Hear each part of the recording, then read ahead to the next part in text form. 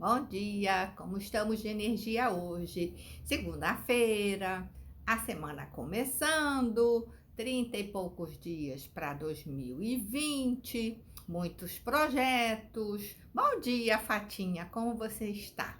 E aí, a galera que é da minha lista de transmissão, eu mandei um vídeo que é muito legal, que fala sobre procrastinação e sobre o monstro do pânico. Espero que vocês tenham assistido. Bom dia, Deborita. Estava com saudade de você. Você estava ocupadíssima e não tem tido horário para falar com a gente aqui. Então, esse vídeo que eu mandei para vocês é um TED muito legal de um rapaz americano novo falando muito sobre essa coisa da procrastinação e do monstro do pânico. Aí me conta aí nos comentários quem assistiu. Bom dia, Cris. Bom dia, Indianara. E se vocês não assistiram, depois você assistam, porque assim, é uma super mensagem motivacional, mas para a gente ficar ligada de que o tempo passa, a gente fica adiando aquelas coisas que a gente sabe que tem que fazer e que isso tem um preço. Bom dia, Dani, tudo jóia? E hoje eu estava assistindo um vídeo de manhã, porque o tema de hoje é exatamente esse, né? Essa coisa da gente adiar, da gente procrastinar, da gente não fazer o que precisa ser feito, muito porque a gente fica numa área de conforto, numa zona de conforto, aonde a gente está confortável, como diz a própria palavra. Não é o melhor dos mundos, mas é um ambiente conhecido, é onde a gente já conhece as regras, e isso pode ser em qualquer coisa, aspecto na vida. Pode ser no trabalho, pode ser na família, pode ser numa relação, pode ser com os filhos, com os pais, com os amigos. N coisas, né? Na espiritualidade. Então, eu estou numa igreja que eu estou frequentando, que eu não acho essa Coca-Cola toda, mas afinal de contas é perto de casa, eu já conheço todo mundo, né? E aí, o, eu usei a palavra demita-se da área da zona de conforto, porque eu gosto dessa palavra de demitir. O padre Fábio, ele usa uma expressão, acho que é tipo expulse-se, saia, seja ejetado da área de conforto, né? E o que que tem nessa zona de conforto que todo mundo fala, para a gente parar para pensar um pouco juntos aqui, o que que veria a ser essa zona de conforto?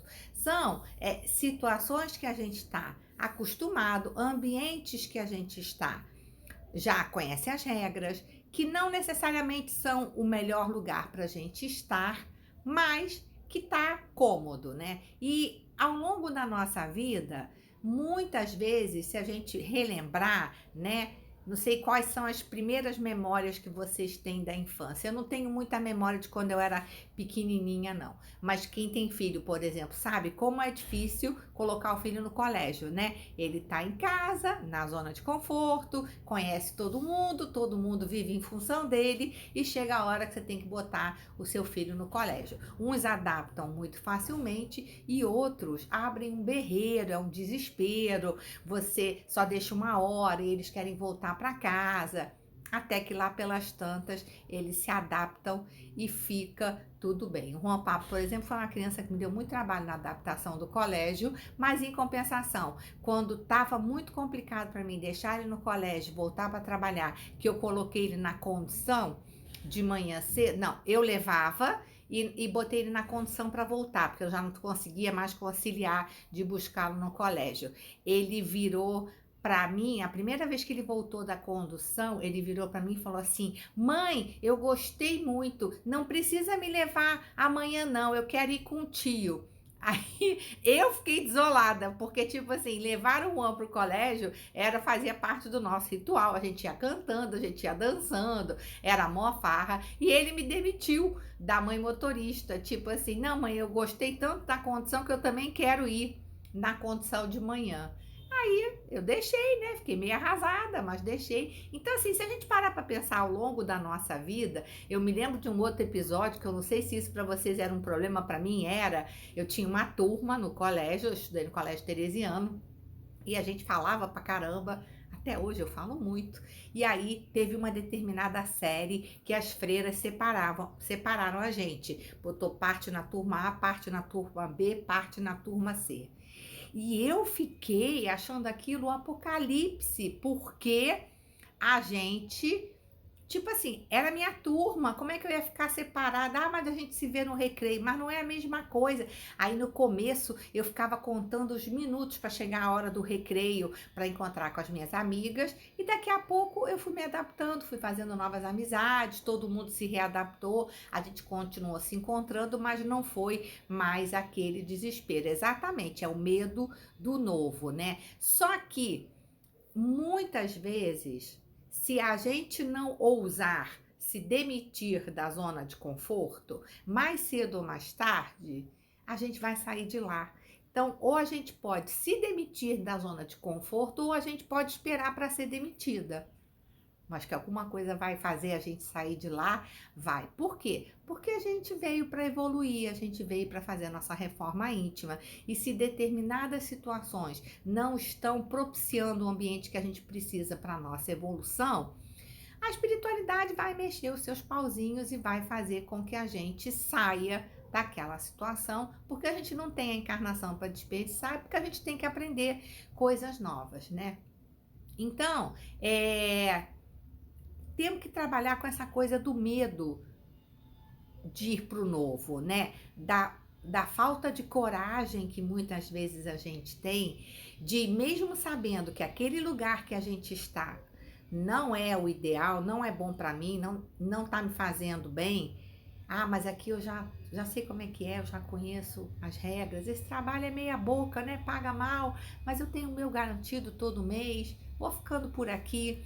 Aí você não se demite desse seu mundo que tá seguro, mas que não te faz bem, e uma hora você acaba dançando e rodando e saindo da empresa, talvez numa condição muito pior que se você tivesse antecipado a jogada. Então, quando eu falo que a gente tem que se demitir na nossa área de conforto, é no seguinte sentido: vamos antecipar a jogada. Se a gente sabe que aquela situação não tá boa, vamos fazer uma estratégia para a gente fazer uma transição onde a gente vai ter o mínimo de controle para poder sair daquela situação. Bom dia, Kiko, tudo bem? Então, quando a gente não tem coragem, né, de mudar o que precisa ser mudado, o mundo vai se encarregar de dar um pé na nossa bunda e fazer com que a gente mude o que a gente precisa mudar. E aí provavelmente vai ser muito doloroso.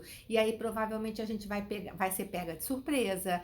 E aí a gente não vai ter mais tanto controle quanto se a gente, já sabendo que aquela situação não estava legal, já tivesse começado a ter uma estratégia para sair daquela situação. Bom dia, Thaís, tudo jóia? Então, o padre Fábio fala uma coisa que é muito interessante, que ele fala assim: e muitas vezes, quando a gente olha para trás, a gente fala assim: puxa, por que eu demorei tanto para sair daquela situação? Sendo que eu não estava bem. Por exemplo, medo de dirigir. Você tira a carteira de motorista, mas você não dirige. Porque afinal de contas eu vou de metrô, eu vou de ônibus, eu vou de carona, eu vou de Uber, eu vou seja lá como for, e aí eu não vou me preocupar. E aí você vai ficando destreinada, é uma habilidade que você adquiriu, você foi lá, fez as suas provas, tirou a sua carteira de motorista, mas não ousou começar aquele processo. Pode ser que muitas vezes você passe tanto tempo sem dirigir que quando você for pegar o carro, você já não tenha mais sequer lembrança daquelas aulas que você teve. É como se fosse assim um desperdício, né? A gente gastou tempo, a gente gastou dinheiro para desenvolver uma habilidade nova, que seria dirigir, e por medo acabou não fazendo, né? É um desperdício de encarnação, né? Bom dia, Márcio, tudo jóia? Então, quantas vezes a gente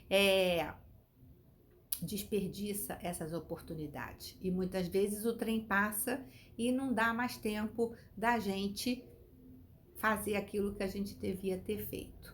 Ou dá tempo sim, mas aí o custo é muito maior. Por exemplo, se você tirou a sua carteira de motorista e nunca usou, quando você for pegar o carro 10 anos depois, provavelmente você vai ter que estudar tudo de novo, fazer tudo de novo, porque perdeu o timing daquele momento, porque você não teve coragem de fazer. E o que acontece também quando a gente se demite da nossa zona de conforto, quando a gente, por nossa conta, faz uma autoanálise, olha para dentro de si e fala: poxa, aqui não tá legal, isso eu quero mudar isso, e a gente vai em busca, né? E tem uma frase que sempre fala, né? Quando o aluno tá pronto, o mestre aparece, né? Quando a gente tem a coragem de mexer no que a gente tem que mexer, sempre vai acontecer de pessoas bacanérrimas aparecerem para ajudar a gente, porque quando a gente está indo no caminho que é da nossa natureza, que é o que Deus quer da gente, Ele não vai deixar a gente sem ajuda,